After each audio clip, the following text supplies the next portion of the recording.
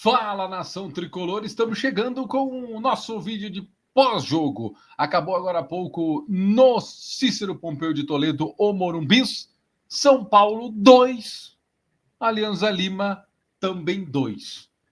Estou aqui pensando o que aconteceu. Estou tentando entender como um time vai de um desempenho avassalador na primeira etapa a um time completamente disperso, completamente inoperante, completamente descuidado no segundo tempo. Um primeiro tempo que a gente vai ter que. Não tem como não dividir esse jogo do São Paulo em dois. É loucura se isso acontecer. A gente precisa fazer essa divisão. E precisa dizer também que a culpa é sim do treinador. Mas ele escalou bem, não escalou? Escalou. Ele monta um time completamente diferente. Ele surpreende colocando o Lucas Ferreira. Ele surpreende colocando o time mais à frente, dando mais qualidade.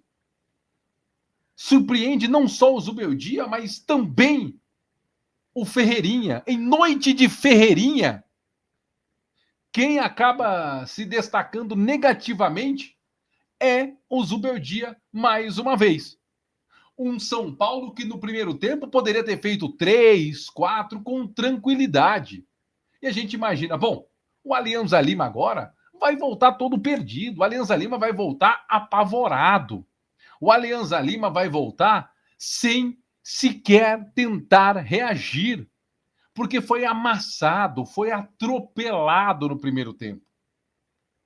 E aí algo acontece dentro deste intervalo que coloca o São Paulo em um modo, não vou dizer automático, mas coloca o São Paulo num modo desconectado, no modo pane no sistema. Porque foi o que parece que aconteceu com o São Paulo. Uma pane. Simplesmente o São Paulo parou. E aí, mesmo não conseguindo jogar, o São Paulo ainda teve chance.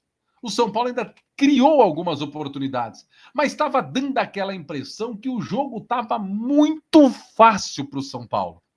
Estava dando a impressão que o jogo estava controlado a qualquer momento. E aí, eu acho que essa tranquilidade exagerada fez com que o São Paulo acabasse sendo vítima de si mesmo. Acabou que o Zubeldia foi vítima dele mesmo. E aí, o nosso gloriosíssimo treinador vê a equipe do Alianza Lima ganhar um pouco mais de terreno, vê a equipe do Alianza Lima ganhar um pouco mais de ímpeto, chegando por algumas vezes. O Zubeldia, que já tinha perdido o Arboleda no vestiário por uma lesão, desconforto muscular. E aí acabou tirando. E aí chega o minuto 65 do jogo, mais conhecido como 20 do segundo tempo, que foi talvez aonde a vaca começou a deitar. Né? O boi começou a ir embora com a corda. Quando ele tira o Ferreirinha, que estava cansado, fez uma baita partida, 2 gols, sairia nos braços da galera, e ele coloca o Wendel. E aí a gente imagina, bom, vai de Wendel. Então quer dizer que ele vai reforçar o lado esquerdo. Vai colocar, vai deixar o Enzo Dias na lateral, não é mesmo? E vai colocar na ala, né, no caso, e vai colocar o nosso gloriosíssimo Wendel na linha da frente. Só para dizer que parecia ser uma boa.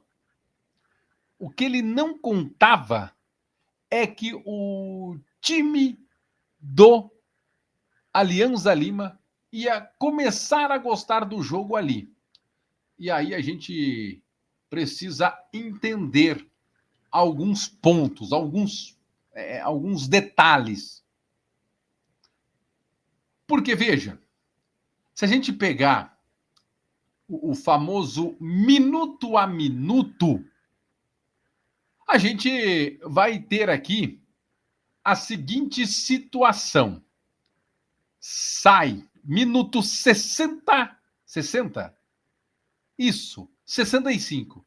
Sai Ferreirinha, entra Wendel. 69. 69 não. 69. Gol, 66, perdão. Gol do Alianza Lima. 1 minuto depois da alteração, o Alianza Lima empata, diminui a vantagem para 2-1. Por onde? Pelo lado esquerdo da defesa do São Paulo. E no lance, você vê o Wendel todo perdido. Mexe o time do Alianza Lima aos 72 minutos. Entram o Paulo Guerreiro e o Cari Velarde, garoto de 17 anos, aos 72.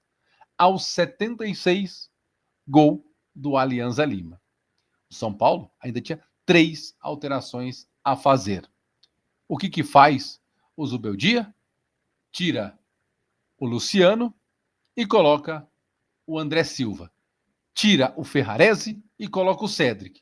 Tira o Enzo e coloca o Matheus Alves. E o São Paulo tenta por alguns minutos, depois bola na trave, defesa do goleiro, no abafa, no desespero, o São Paulo conseguiu ainda criar algumas coisas. Mas foi muito pouco. Foi muito pouco. E o que chama atenção, mais uma vez, é a leitura errada de jogo do Zubeldia. Isso acontece em qualquer lugar. Quando você tira um homem de frente e coloca um jogador mais recuado, você mostra para o adversário que eu vou abdicar de fazer o que eu estava fazendo. Você vai tirar um peso das costas do seu adversário. E logo depois que faz essa mudança, sai o gol. Então isso aumenta o ímpeto do próprio time do Alianza Lima. E aí o Zubeldia, assim, sabe, os gols vão saindo e a gente vai olhando a expressão do Zubeldia e a gente vai vendo que ele também não está entendendo o que ele fez. Parece que ele estava buscando entender o que ele fez.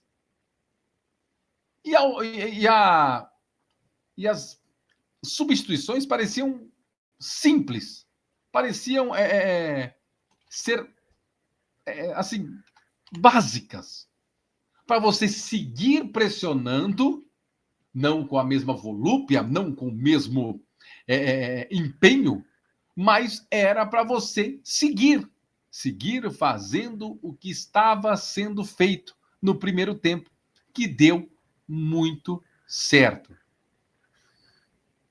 Só que aí você olha para o banco do São Paulo e você vê Rodriguinho, você vê Negruti, você vê Matheus Alves e Rian Francisco. E o próprio André Silva. E qual é a escolha do treinador?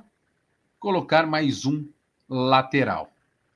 Demorou para tirar o Luciano, demorou para, de repente, fazer algo para que o Caleri pudesse aparecer mais para o jogo, e mais uma vez, uma partida que destoa demais do Jonathan Caleri, uma partida que destoa demais, são 17 jogos na temporada, 3 gols, 4 assistências, se eu não estiver enganado, são números muito ruins, do Caleri.